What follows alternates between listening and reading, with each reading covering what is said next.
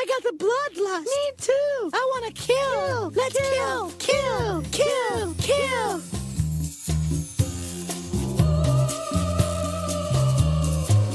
Hello, and welcome to The Bloodlust. This is your go-to podcast for classy broads talking horror. Since 2014. This is episode 246 of the program. Tonight we're talking about classic gothic horror film The Others, directed by Alejandro Amenabar. My name is Amy. I'm your fearless leader, joined as always by my lovely and talented co-host, Jamie. Not just lovely, but talented as well. That's right. Most importantly. No, just another pretty face.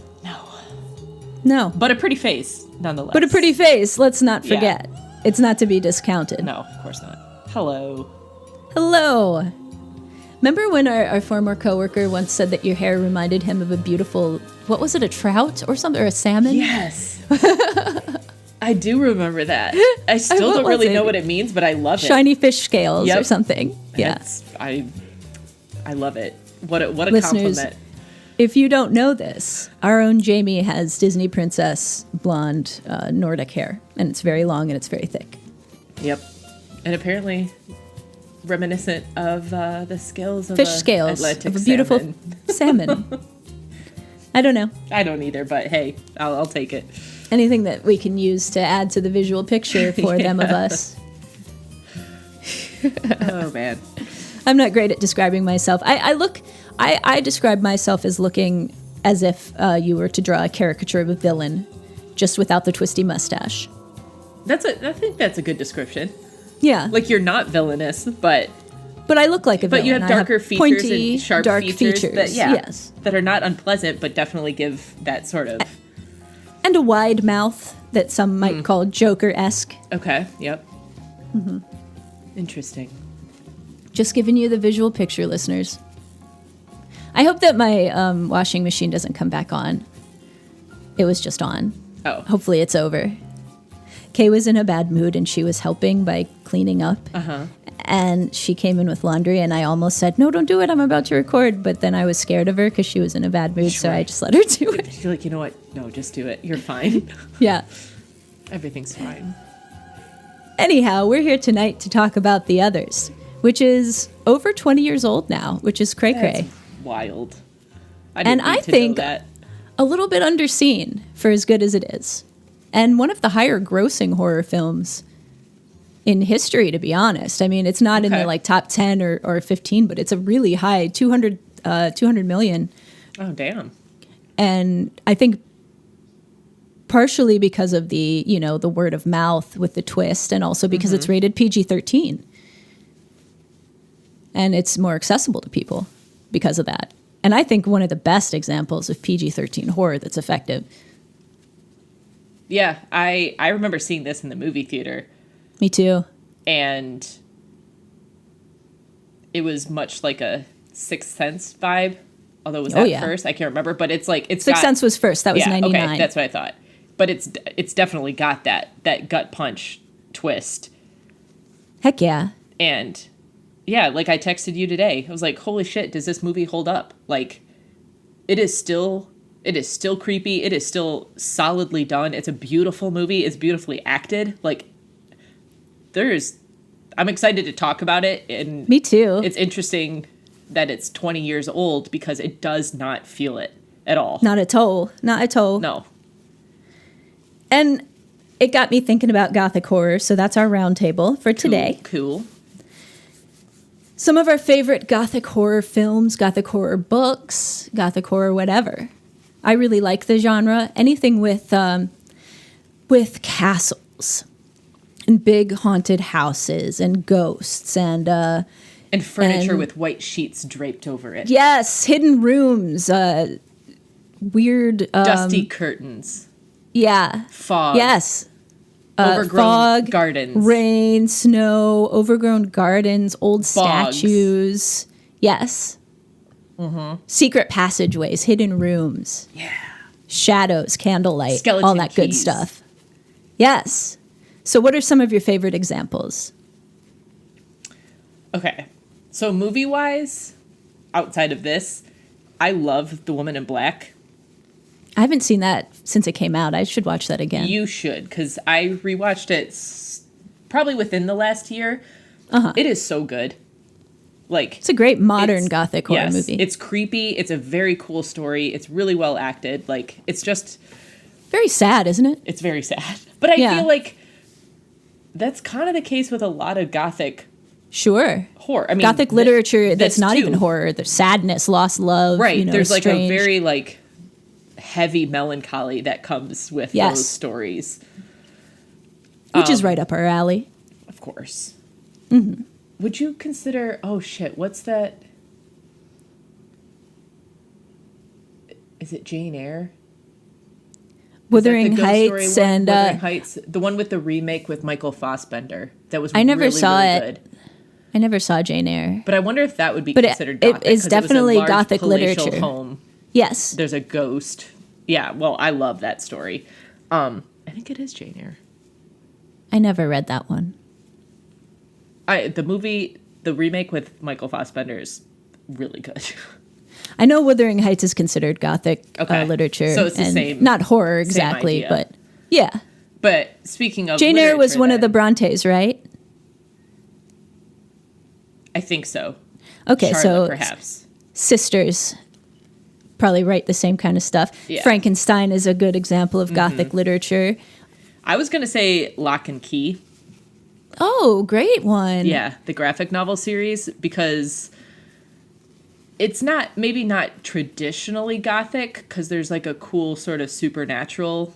I mean, I guess supernatural features into gothic horror. The ghost part does for sure, but this has like a different sort of supernatural twist. Yes, very strange. I guess more sci-fi. I don't know. But it also takes place in like a large castle-like home with lots of secret passageways and all that kind of stuff. Yeah, and I loved the Lock and Key series. It was such a cool creative series, and it was like beautifully illustrated and super fun to read through.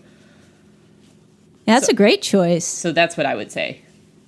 I was going to go with The Changeling, which I know I've talked about before on the program, but I really like that one. It's a good old-fashioned ghost story in a big, beautiful mansion. It's got lost loves.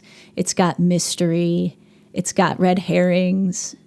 I think that's a great one. It's got George C. Scott being very intense. Okay. It's a good one. It's creepy, too. I feel like I've seen it, but it's probably been quite a while. That's, I would say, a good modern gothic horror, although modern, it came out in 1980. It's not exactly modern anymore, but I mean, compared to We're calling it modern, damn it. The old Dark House and the Cabinet of Dr. Caligari and other things that are also considered gothic horror, or like James Whale's Frankenstein, things like that. Okay. It's more modern than those. And I would also go with some of Shirley Jackson's stuff, like The Haunting of Hill House. That's straight up gothic horror. But then some other ones I was thinking of were like, one of my favorite movies is Rebecca, the Alfred Hitchcock movie, and that's definitely a good example of gothic horror. It's got, a estranged husband and a weird maid and this beautiful big house and a mystery. And would you consider the one with Rebecca Hall, not Night House, The Awakening? Was that The Awakening? Yes. Would you consider that to be like absolutely? Okay, that well, add big that old to my orphanage list of favorite gothic horrors, because that I think I need to rewatch that at some point, because that always pops up in my mind as a movie that like legitimately gave me the creeps. I'm a huge fan of hers. I think she's wonderful. Yeah, she's one of my favorite contemporary actresses. Yeah, I think I would say the same thing. I've loved everything that I've ever seen her in. Have you seen Christine? Yes. The one where she's oh, man. That was a fucking gut punch. Like, that movie. I figured you'd like that one. Oh, yeah. Loved it. Because that story is crazy and intense and, of course, fascinating to me. But she was so good in it. She's just, I'm a big fan of hers. Well, add that to my list, The Awakening. And then I would say also Bram Stoker's Dracula is a great example of gothic horror. Oh, yeah. The Gary Oldman especially, one? Yes. Of course, yeah. It's fucking beautiful. I think of things that are dramatically lit and stuff, too, and that, the kind of gothic style. I think of that as one of them for sure. Man, I love that movie. It's Yeah. so corny in a lot of ways, especially Keanu Reeves' performance. But Yeah, but you could watch that thing on mute and be just blown away by it almost the doesn't visuals. even matter. Like No. I've never. It's no And like the filming techniques that he used Yes. and everything. I'm just a big fan of that movie. yeah, and the costuming and everything is just The like costuming is the number one greatest thing about that movie. yeah, for sure. For sure. I forget that woman's name, but the costume designer for that movie is one of my very favorites. She also did the costumes from The Cell. I was just gonna say, didn't she do The Cell too? Yep. Which you can absolutely tell that's the same. That oversized musculature and kind of that armor. And Yeah. it was like huge, like draping capes and like lots of like billowy fabric. Like, so good. So good. What else? I think another good gothic horror is Gaslight, which is very similar to Rebecca, but Okay. that one has Ingrid Bergman and it's what the term gaslighting came from. Interesting. Okay. It's her husband is trying to drive her crazy. Oh, fun. I've never seen it. That's very cool. I know you're not as big on older movies, but I'm I not, think but I like traditionally a lot of people when they think of gothic horror, they're thinking of black and whites. And Okay. another one is The Innocents. Oh, yes. That's a great one. That's Bly Manor and the story of the turn of the screw. Yeah. Very similar, I think, in tone and in content a little bit to this movie, The Others. You know, just very kind of claustrophobic, trapped in a big place with only you and the servants and That the seems to be a others. theme in like the older gothic horrors. For sure. Or maybe just gothic horror in general. It just takes place in a big house. A big sprawling place that you're trapped at. Yeah. You and the servants. Yep. Just you and the goddamn servants. And the only thing worse would be trapped there without anybody to clean up after you and make you your food. For sure. So, listeners, what are your favorite gothic horrors? I know we didn't talk about any like Vincent Price movies. I'm just not a big fan of that kind of old horror, like Hammer stuff. I'm No, me neither. woefully ignorant about most of it.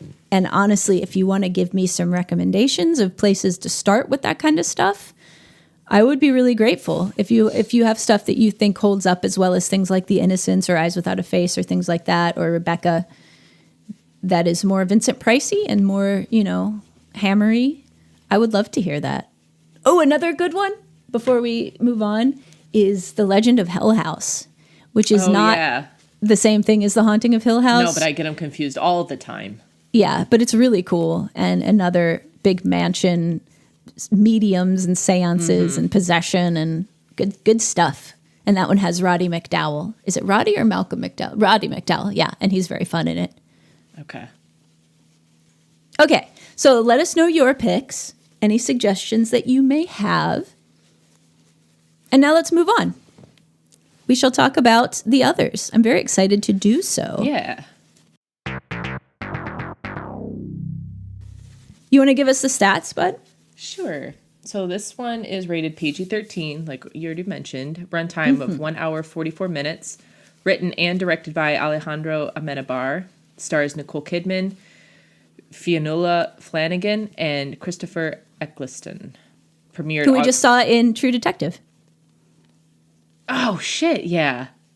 I don't think I Hasn't ever even aged put great. that together. No. Hasn't. He was a hunk back in the day, man. He kind of, yeah, he was. Okay. Hey, it happens. Whatever. It happens to the best of us. Okay. Interesting. Premiered August 2nd, 2001. Rotten Tomatoes, 84% fresh for critics, 77% fresh audience score. Which is much closer than we've seen in many of the movies that we've talked about lately. Yeah. Usually there's a big discrepancy. And this one's I like also to see like that it's older. close. So it's had more time That's true. to sort of even out. Also, that may have been a time early in Rotten Tomatoes history where like people aren't just like review bombing things. That's true. Which they are Which very is, like, well known why to do now. Now I don't pay much attention to Rotten Tomato scores because it's hard to trust at this point. I don't know that it agree. needs much. I don't know which one to pick that I feel like is better representative of how we feel. I don't know. I don't know that we Or would need to say or anything. Metacritic, maybe Metacritic? Or maybe just say like how it did at the box office. How it's doing currently. Well, I'd rather have reviews. I'd rather have a critic's consensus than how much money something's making, because I think that's even less of an indicator of the quality. Oh, see, I don't. I guess I just don't put much stock in any of it. I guess I don't either. I don't know. What do you think, guys? I mean, I guess you just care what we think. Yeah, I only and we care what you think. So there you go. That's it. Well, here we are. What's it about? We're going to be careful in the beginning of this not to spoil it, so don't worry. I know that it's over 20 years old, but I don't want to ruin this for anybody. Oh, for sure. If there's someone listening who has not seen this yet, definitely listen to us chatting about the beginning part, but then shut it off and go watch this. Yeah, this is a very dependent on not knowing much kind of movie. Yes. I could have phrased that better, but I didn't, so there. I think we all knew what you meant. This movie stars Nicole Kidman, like we said. She plays a lady named Grace. It's right at the tail end of World War II in England somewhere, some island. I think it's called Jersey. Yes. But not the Jersey that we know in the States. No. So she lives with her two children, Anna and Joseph, I think. Did I write it down? Anna and Nicholas. Yes. Who are very adorable children, but they have a bizarre medical affliction where they are allergic to sunlight. It's not porphyria, it's something else. Just photosensitive. Photosensitive, yeah. Extremely photosensitive, though. So she's basically in this big manor home all by herself, waiting for her husband to come back from the war. And she is introduced, and we are introduced to these servants that come looking for work, answering an ad. And one of them is Mrs. Mills and Mr. Tuttle, and I don't remember. I wrote their names down this time. I tried. Her name's like Anne. Maybe. Mills, no, maybe? Anna is the daughter. Oh, it's the daughter. Rebecca Mills? Oh, Mrs. Mills, I think her first name is like Bertha or something. Okay. But I forget what the mute girl's name is. Yeah, it doesn't matter. It doesn't matter at all. It does not. But so Grace starts to believe that her house is haunted, spurned on by Anna, who is saying that she hears people all over the house. And there's this little boy named Victor who claims that he lives there. And he and his family live there. Lydia. She draws pictures of all of them. Oh, thank you. Yes. Lydia. So basically, Nicole Kidman plays a very kind of God-fearing and rigid and not very nice, sort of. neurotic lady. Yeah, she just walks around with keys in her hand, closing and locking all the doors and pulling all the curtains. And we get it. She's worried about her kids' safety. Mm-hmm. She's not particularly nice to the servants. We learn a little bit about them. And we start to think that maybe there's something up with them, that maybe they're conspiring. Yes. And have something to do with the sounds. The goings-on. The goings-on in the house. And Grace, Nicole Kidman, becomes more and more paranoid and tries to leave, but isn't able to do so because of this intense fog that's all over the place. It's England, so it's foggy, but... Sure. But this is like the fog of all fogs. Right. And other things go on from there. Basically, it's very atmospheric, very subdued, although there is a good amount of screaming in it. Yeah. Because she flips out a lot. She does. And she and her daughter fight a lot.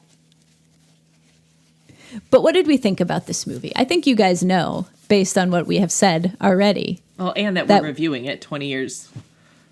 Yeah, usually we're not like, oh, this blew. Let's talk about it. Right. We like it. Yeah.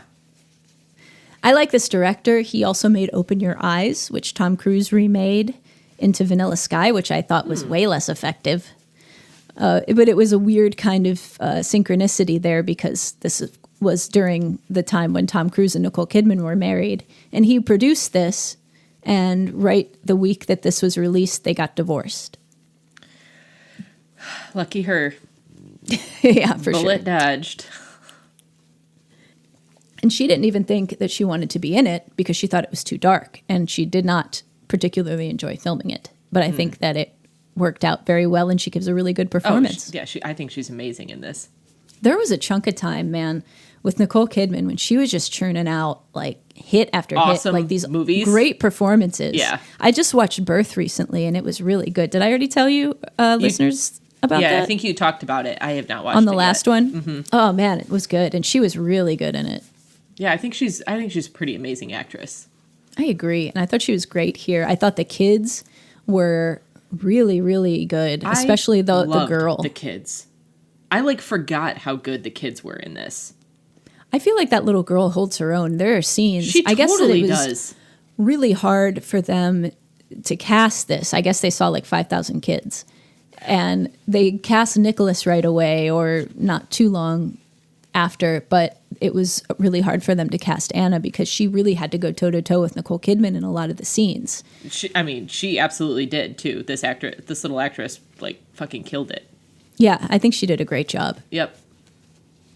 And I like the supporting cast too. I think this is a really well cast movie. I love the actress who plays Mrs. Mills. Fiona Flanagan. Yes. There's something about her face that I really like. Yes, she has the same kindest here. face. I love her face. I love her look. I love her accent. Yeah. Everything about her. I was like, oh, I like you. Yeah, I think she's a really good... And she's a very good character actress. I've seen her in a lot of things. Yes. But I feel like I like her in all the things I see her in. Agreed. Yeah, I really love how this looks. I love all the lamplight. Ugh. It's so beautiful. I love this. This was a great pick for a Criterion Collection release. Yes. I love the sound. I like sound design in movies, in the Foley in movies and stuff, but I like sound design of very specific things that trigger my ASMR brain for certain things. And I love the sound of old keys, like skeleton keys being put in a lock and opening and closing doors and that sort of thing. It's very satisfying and it sounds nice. And there's so much of that in this movie because it's such a big factor of the movie. It's such a big piece, this needing to open and close the doors and lock them. Yes. It's just everything is so heavily wooded, and the dramatic opening and closing of curtains and drapes and stuff.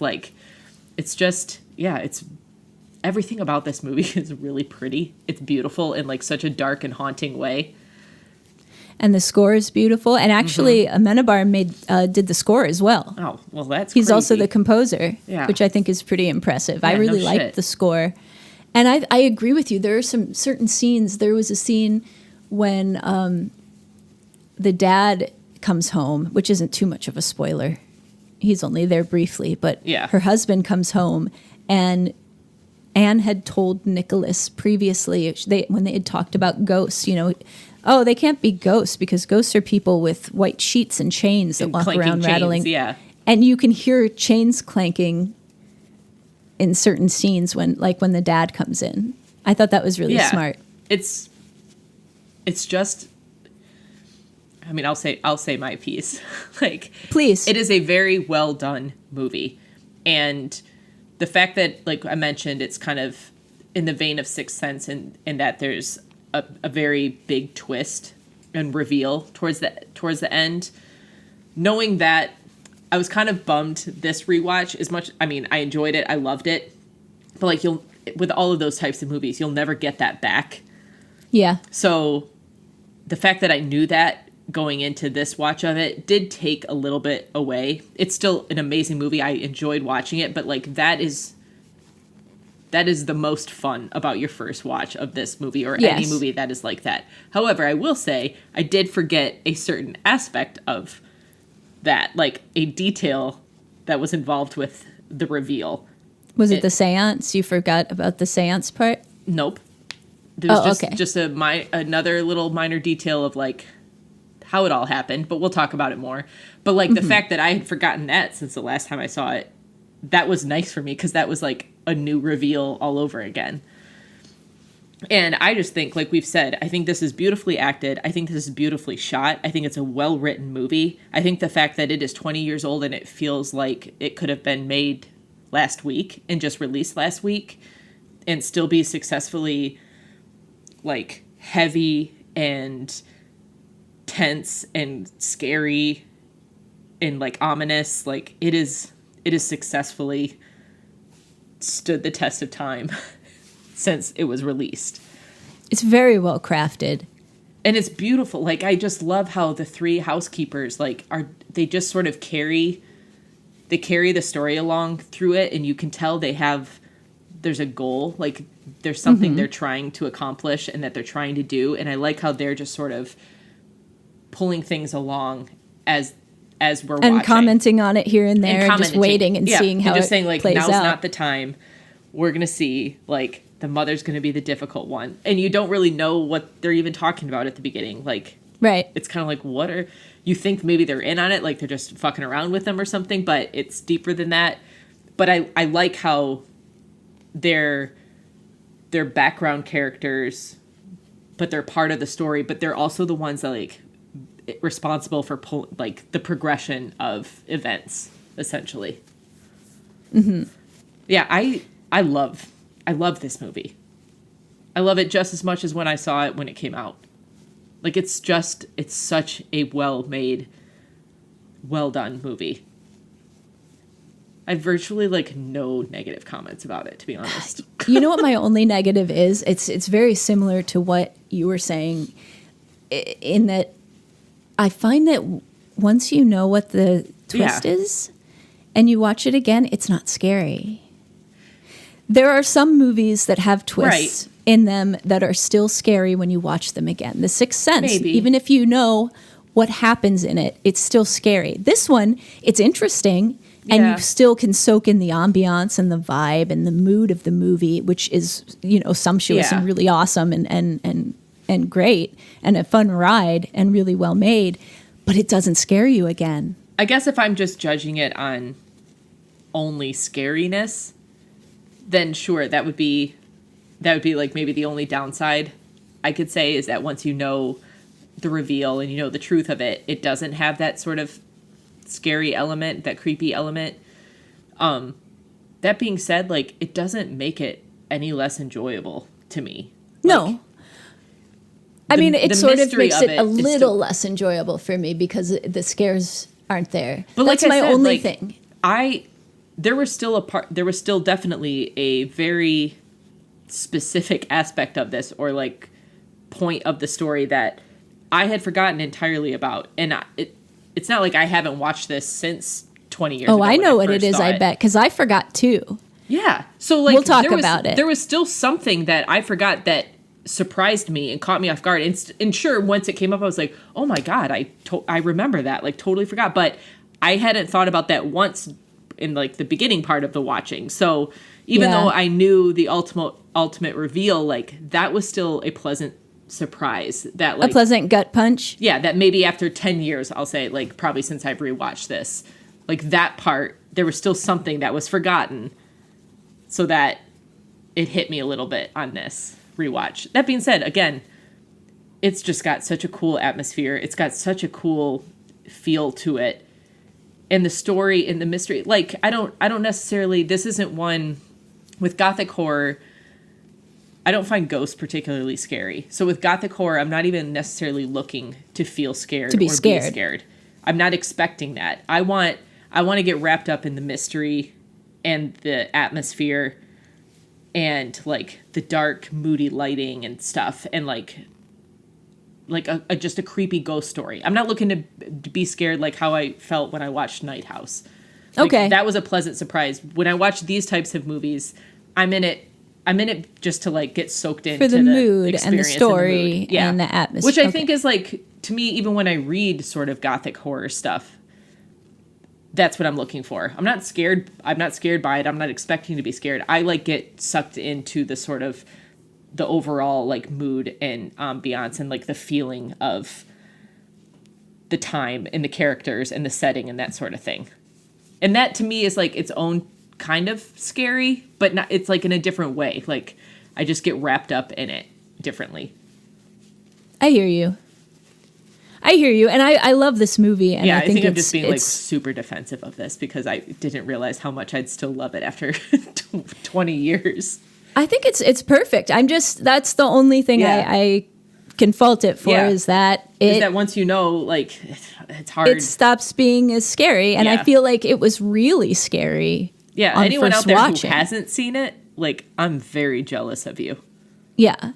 Because also, please as an aside, I'm sorry, I haven't eaten anything yet today, and it's about 1:30, and my stomach is audibly growling now, and I apologize. Hopefully the mic is not picking it up, because it's really going nuts. I haven't heard anything, so all right, good. You've just called it out. Well, if you did hear it and wondered, that's what it is, and I apologize. I'm drinking little touches in this. Ooh, it's different. Mm-hmm. What do you think about it? I had a friend that used to drink that. I don't mind it. For her bowels. The taste is pretty good. It's a little bit just for digestive help. Mm-hmm. The flavor is not terrible, but if I can drink kombucha. Oh, I love kombucha. Yeah, I do too. Just little asides.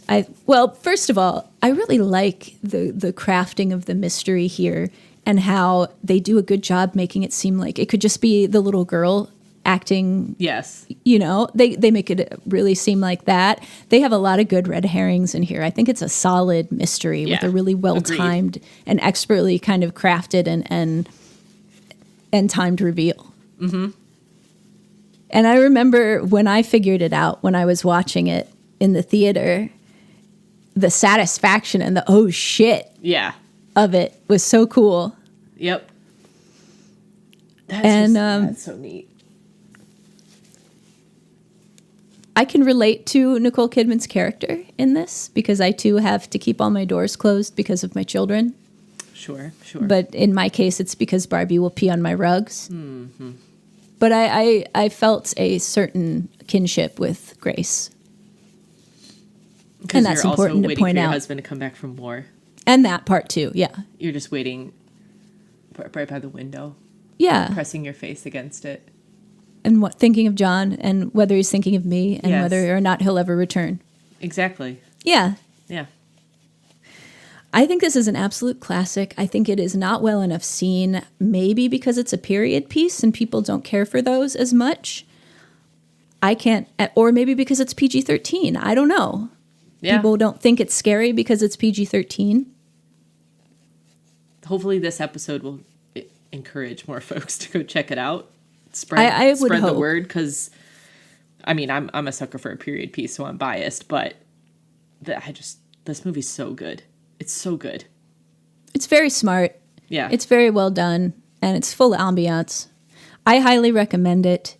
I rate this a 5 out of 5. 100. Yep. Confidently give this a 5.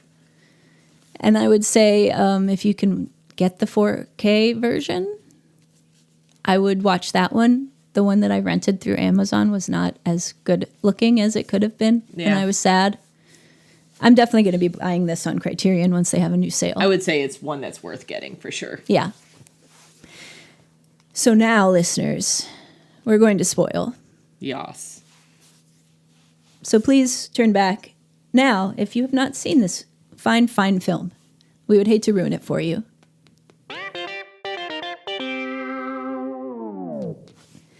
I think it was during the seance when I picked it up. But it was definitely before she actually says it. I don't know at what point it dawned on me, but I was so excited about it. That you figured it out, or that you knew, or like... Yeah, just that they were doing it. Yeah. That it was happening that way. I thought it was so cool. Did you pick up on it earlier? I did. I can't remember exactly what time. I think it was maybe the fog. The fact that she couldn't go anywhere? The fact that she couldn't leave.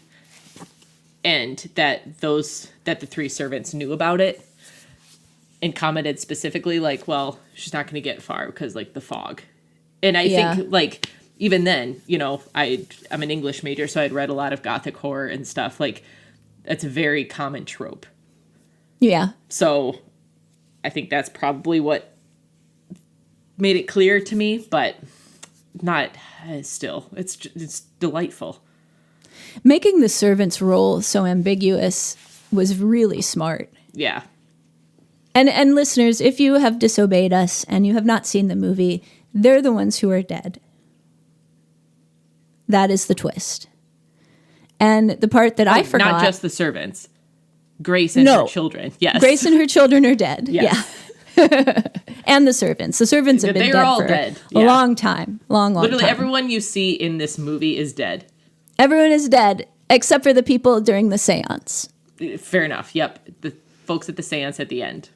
Because those are the inhabitants, the current inhabitants of the home. They're the others. The others, yeah. Which is very clever and very cool. Yep. And the thing that I had forgotten, and I'm wondering if it's the same thing that Jamie had forgotten, is that they don't just pass away there. They don't die of consumption like the servants did. She kills her children. And I totally forgot that. Totally forgot it. That's why when I mentioned it in this, I was like, holy shit. Holy shit. Like, I remember now, obviously. Sure. But, like, that did not even cross my mind. So that just added to it, like, on this watch. Like, God, like, of course. Like, how great. It explains why the daughter, like, has these issues with the mom, why they have this like, weird tension. And she even says at one point, like, she's mad, she's trying to kill us. Like, there's clearly some knowledge of what has happened, why the mom suffers from migraines, and she's always taking medications for migraines because she shot herself in the head. Like, yeah, and the point where she goes and picks up the gun, how she hesitates at first when she gets it. Yep. No, it's so nice. It's very like chef's kiss. Like yes, when really you realize is. it and start to think back on even those little touches that all of the little touches with the little boy, you know, him saying it's his house, them taking the curtains down. Yeah. I love that. And I love the interplay between Grace and Anne. Yeah. I think that it's very interesting, especially like the way she talks to the kids about hell and how the very specific way that she's got this made up and all this stuff. And then she's corrected by her daughter, which she had to figure might happen at some point if you're making her read the Bible all the time. Also, yeah, I loved Anne in the scene where she's talking to Mrs. Mills and she's like, yeah, I don't know if I believe in the Bible because how does Noah get all those animals on the boat? Right. How does this happen? I was like, fuck yeah, Anne. Like, You're a smart little baby. You ask those hard questions, kid. You'd be a pain in the ass. You at your keep Sunday asking school. those. I love you. I love your little accent. You're precious. And your melancholy little brother who's always got a little frown on his face, a little furrowed brow. Like he's such a so cute English child. Yes. Oh, you're both so English. They're both so English. So adorably English. But I loved, you know, it did a great job of showing Nicole Kidman's character because no matter how hard she tries to keep things together and be this dictator over the house, when she throws tantrums, she argues with the kids like she's another little kid. Like when she goes back and forth with Anne, they're arguing on the same level. Right. And it's like you're arguing with a child. And she even argues with like Mrs. Mills a couple times. Like a child. About stuff, like a kid. So it's interesting because, you know, we're meant to feel for her, but she wasn't so great. And it's crazy, though, that even at the end, like, you do still kind of feel for her, even knowing what happened. You feel for her, knowing what she did. Yeah, you do. Because she's sitting there with them, and she's just like, I loved you. And you can almost understand it. Like, okay, so you are on this, like, island. You're isolated in this foggy-ass, like, English manor. Your husband went to war, never came back. You're essentially isolated with two kids who can't see the sun, so you're probably in darkness most of the time. Yeah, of course she went nuts. Like, of course you went mad. So, like, no, I don't. You're not a great person because you smothered your children. But also, like, you can't help but, like, feel a little bit, like, she doesn't have it good now. Now she's trapped. And, like, even when her daughter's like, is this limbo? And she's like, I don't even know that there is a limbo. Like, I love that at the end that she admits that she doesn't know any more than her daughter does. Right. I like love that. That was so good. Yeah. It was one of the many nice, beautiful touches in this movie where she's finally able to, like, recognize that, you know what? No, I don't know. I don't know either. You know what is cool about this, too, is that you could make the other side of this movie. You know, you could make it from the perspective of the people moving into the house. Mm-hmm. That would be really cool, wouldn't it? It would be. Like, if they ever... I'm not telling anyone to do that. It's not needed. But if they ever needed to revisit this and make, like, another Others, it would be cool to see it like from the other from side. the other side. Yeah. Because we see them like not a lot. There's pretty much like 2 scenes. Yeah. Where you see them, and it's a very cool scene though. Like you see the like medium, she's writing on some paper, and doing she's automatic writing like, and stuff. Yeah. It's a super cool, intense scene, and then you feel the fear of the mother who's like, Victor is not like their son is not sleeping. He's seeing this little girl, like he's having nightmares. We have to get out of here. And I like that actress too. She's from Game of Thrones. Oh, is she? Mm-hmm. Every British actress is from Game of Thrones. Pretty much, yeah. Or from like a Shakespeare production. Yeah, true. It was just such a cool scene. You didn't need to see them a ton. Like, it was a nice little reveal. And, like, you sit there with the heaviness of knowing now what you know. And, like, that realization of what actually is going on.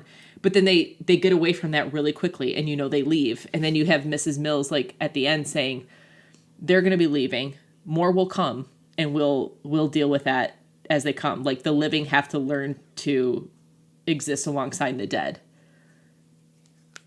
And it's just a really cool concept where it's like, yeah, you've seen them, you watched this entire movie, them exist together. It wasn't harmoniously because one side was very much needing to learn that they were dead. But like, it is an interesting concept that's like, okay, so going forward, what's that going to be like? Are they going to embrace that and then just try to scare out any future tenants? Beetlejuice style? Yeah. Or will they just accept that like, sometimes you're going to hear things. Sometimes your doors are going to open. And that doesn't mean that there are ghosts in the house. That just means that like on the other side of like this sort of veil, yeah, there's another world that's existing, and you guys can just sort of coexist harmoniously in that. It's just very cool. I'll say it again. It's a great movie. It's a fucking cool movie. It's totally worth watching. We like it. It totally quite stands up after all this time. I'm really glad that I decided to revisit this. Yeah, for sure. Me too. It's been, I think I hadn't seen it since it came out. I've definitely rewatched it since then, but it's been a long time since I rewatched it. Like probably since I was living in Ann Arbor. I was really surprised at how well it held up. Mm-hmm. Yeah, there was nothing that like, it's helpful of a period piece. Like nothing really dates it. Yeah. Necessarily. But oh, sometimes period pieces are dated as hell. I mean, any period piece made in the 80s, everyone still had 80s hair. Those sorts of things. Okay, that's fine. But like, I feel like once you get to a certain, like, it's a period piece of a certain time period, like a certain ways back, you're maybe okay. But I don't know. This one just, again, it could have easily been released last week, and I would have bought that. Like, it just feels sort of timeless. In that it's lasted 20 years and it feels just as good and just as well crafted. It sure does. Yeah. 5 out of 5. Highly recommend. Go watch it. We highly, highly recommend. Hopefully you've already seen it. And can we recommend anything else like this to people? I would say watch The Orphanage. It's more modern. It takes place in modern times, but it's also creepy gothic horror. Orphanage. It's fun. I'd still recommend The Awakening. Yeah. I'd recommend Open Your Eyes if you haven't seen that. Okay. But not Vanilla Sky. I didn't see either of those, but there's another movie that he made. Oh, he made The Sea Inside, but that's not horror. Okay. But there's this movie called Thesis that I've been trying to get my hands on, but I can't find it, which is, I don't know if it's his first movie, but it's an earlier movie of his about a snuff film. And I'm very interested in that. You had me at snuff film. I know it. Me too. So listeners, if any of you have seen Thesis by the same director, I would love to hear what you thought of it. And that concludes what we think of the others. Yeah. Obviously, we enjoyed it. Big fans. We'd love to hear what you think of it. Did you catch on quicker than we did? How'd you like the twist? Did it bother you that there was a room full of objects covered in sheets or not? Because the movie's 20 years old and hadn't been ripped off incessantly at that time. But also, that's like a legit thing. I mean, like in old manors. That's true. Like that was a common practice. Probably still is in old manors. Like it's just what you did. It's the junk room. So it's kind of tropey, but it's also factually correct. Yes. So next movie, we are going to do listener suggested Hell House LLC Origins. Yes. The Legend of Carmichael Manor, I think is what it's called, right? Yeah. It's a very long title. It is. But it's available on AMC+. I'm excited to watch it again. Oh, I also wanted to say, I'm really sorry that I thought this was going to be on Shudder. The Others was, and it ended up being a rental. I should have mentioned that at the top of the show, actually. Oh, well. But it's only $2.99 or $3.99 it wasn't bad. on Prime. It's totally worth renting. It's worth buying. Yeah, definitely. But I wouldn't buy the digital copy because it doesn't look as good. No, get the Criterion. Yeah. But this next one, I assure you, I just checked, We both just checked. is on AMC Plus and Shudder. As of today, at least. As of the As of 24th. 2/24. Yeah. So please watch it and join us back here in 2 weeks to discuss it. We hope that you have enjoyed this episode. If you have enjoyed this episode, please give us a review and a rating on your platform of choice. It helps us to be listened to by others. I'm phrasing all things weird today. I don't know why. Hey, I like it. Mix it up. Yeah. So we'd appreciate that. If you have any suggestions for future films you'd like us to review or anything that you'd like us to watch that we don't mention on the show, something you think maybe we haven't seen, give us a suggestion. To see Lisa Frankenstein. I'm just going to put that out there for one of our future Honestly? episodes. Really? Yes, I do. I would really I like to did see not that. think that would be something you'd be into. Yeah, I've read a couple things about it, and I'm intrigued. I didn't bring it up because I didn't think you'd want to do it. Yeah, it's surprising because it's a horror comedy, and And it's Diablo Cody, which I didn't think you were too into. I like Juno. Okay. And I think that's the only. Jennifer's Body? Oh, I really like Jennifer's Body. Okay. All right. So yeah, I'm kind of intrigued. Well then, maybe So, we'll do that in one the after future, this. yes. Okay. Okay. Well, that's going to do it for us. I've enjoyed speaking with you, Jamie. Thank you Yes, of for course. doing this. I will see you later for Drag Race. Of course. And I'm very excited that it is the Snatch Game episode. Yes, my favorite. Also, I hope you're all watching UK versus the World as well, because it is awesome. it really Le is. Grand Dame. Wow, it makes me want to watch the French season that she's on. Le Grand Dame. Man, that costume that she did that was like a xenomorph was so cool. Yeah, you're awesome. And also in like every way. Marina Summers, who I already was wowed by. She was my pick for the winner of Philippines season 1, even though she did not win. And what, Tia Coffee? Yeah, and Tia Very- Coffee. I just love her. She's so cute. I also love Theresa May, although I don't think she's going to last super long. And I like Scarlet Envy a lot, too, although I think she is being an idiot about talking about how she's going to vote. Like, that's not going to matter to anybody. Right. Well, anyways, we'll watch those tonight. And that has been your Drag Race update Yes. for the episode. Let us know who you're favoring. I'm still favoring Nymphia and Q. I'm going for Q and Plain Jane. I Okay. love both of them. Very good. Very good choices. All right, listeners, that's going to do it for us. Thank you for listening. This has been episode 246. Until next time, I've been Amy. I'm Jamie. Thank you and good night. Good night.